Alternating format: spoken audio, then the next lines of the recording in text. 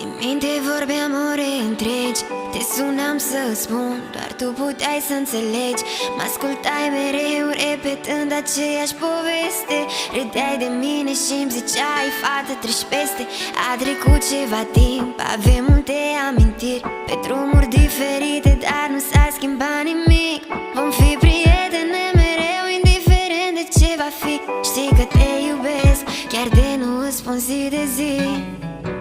Ești cea mai bună prietenă mea, aș da orice să rămânem așa. Ai fost și la rău, ai fost și la bine, mereu împreună, mereu lângă mine.